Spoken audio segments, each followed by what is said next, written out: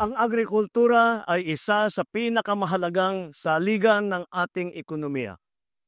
Ang bawat punla, puno, bunga ay sumasailalim sa pagsisikap, sakripisyo at tagumpay ng bawat Pilipinong magsasaka. Kaya naman narito tayo ngayon, hindi lamang upang kilalanin ang tagumpay ng MISOR, kundi upang tiyakin na ito'y magpapatuloy. At higit pa riyan, upang kayo ay mas mapapalakas, mas masuportahan, mas maalalayan sa bawat pagsubok. Ngayong araw, formal nating inilunsad ang Rice Processing System 2 facility na mayroong isang multi-stage rice mill at 4 na recirculating dryer. Bahagi ito sa mas malawak natin layunin sa ilalim ng ating administrasyon. Nakapagtayo na po tayo ng 150 na ganitong rice processing system.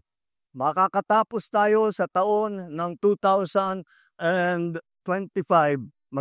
magtatapos tayo ng 20 pa. At on the year 2025, magsisimula naman na mag-construct ng 50 na ganitong klaseng rice processing center.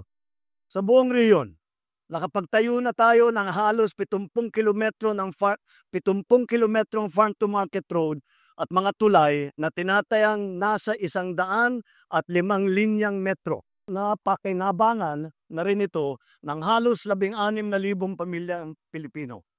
Sa buong bansa, umabot na sa 1,162 kilometro ang naitayo nating mga daan at higit sa 865 linyang metro naman ng tulay. Ngayong araw din, binuksan natin itong Integrated Coconut Processing Facility. This is the first one in the Philippines. We are one of the largest coconut producing nations in the world. Nagugulat ako. Sa galing ng ating mga magsasaka, wala tayong ginawa. Mula noong matagal na, siguro may 50 taon na. Wala tayong ginagawa para tulungan ng mga coconut farmer. Ngayon lang natin tinutulungan. Ngunit kahit walang nagawa ang pamahalaan na tulong, number 2 tayo sa buong mundo sa coconut products. Isipin natin kung itong ganitong klaseng processing center ay pakakalatin natin sa buong Pilipinas. Baka makabalik ako rito. Bago ako magtapos, sabihin ko, number 1 na tayo. Number 2 tayo dahil number 1 na tayo. Tulungan kayo namin sa marketing, sa promotion. Paabutin natin yung ginagawa ngayon ng DTI na digitalize lahat. Para kahit na yung nandito sa MISOR, pwedeng makiusap sa merkado sa labas ng Pilipinas. At export na yan. Malaking potensyal masyado.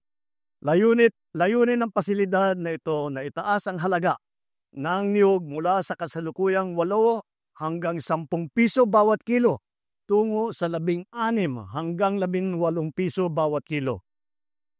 Kaya rin natin ito magproseso ng hanggat 60,000 niyog bawat araw.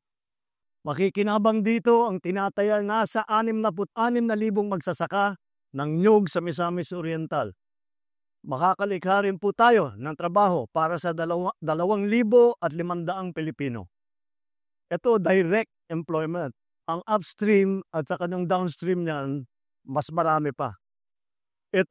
Isa ito sa konkretong hakbang patungo ng industriya, paglalagay ng industriya sa ating mga kanayunan.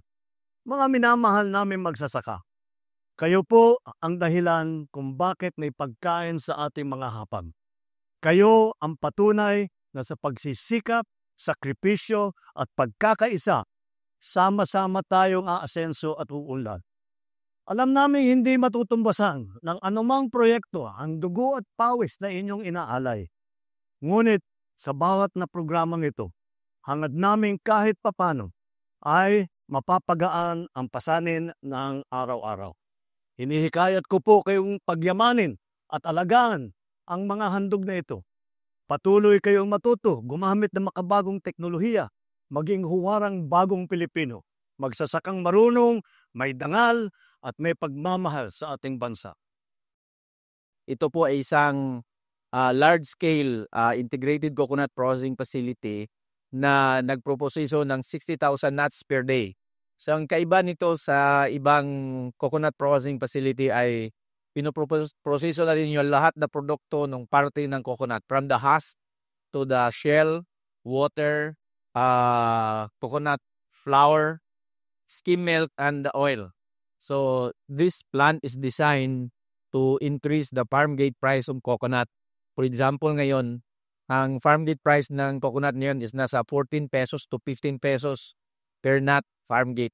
Ito ay kukuha ng 16 to 18 pesos per nut, 3 top, which means it's the project we're going to harvest the coconuts to be processed here. So yung planta na ito ay nakapag-geotag ng 350,000 fruit-bearing trees na coconut within Misamis Oriental na siya yung nagsusupply ng 60,000 nuts per day. This will create impact to around 65,000 farm workers in the coconut plantations. At the same time, this will increase the income per tree because right now the income of coconut farmers per tree is only around 400 pesos to 500 pesos per tree per year.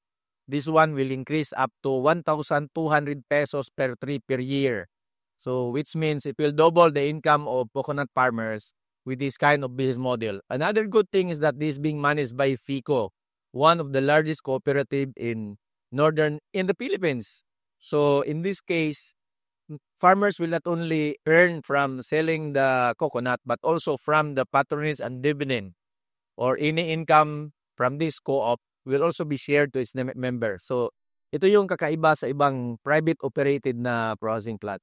This is a realization of what the president pronounced to make coconut a local economic driver. And this is the portion of that pronouncement because this is the first integrated coconut processing facility in the country that process everything from husk, shell, meat, water, saka lahat na produkto. Walang waste actually sa isang nut. At the same time, we organize a clustering approach so that every day we know exactly saan galing yung coconut in a 45-day cycle. We hope to transform the coconut industry in the next 3 years so that it will support to the realization of the President's marching order to have a single-digit poverty incidence by 2028. And this is one of the best strategy because in Region 10 alone, the poverty incidence is 18.6%, which means we need 9% in the next 3 years. That's more or less 3% per year that we need to reduce. This one will contribute 60% of the poverty reduction target per year so that by 2028, we have a single-digit poverty incidence in Northern Mindanao.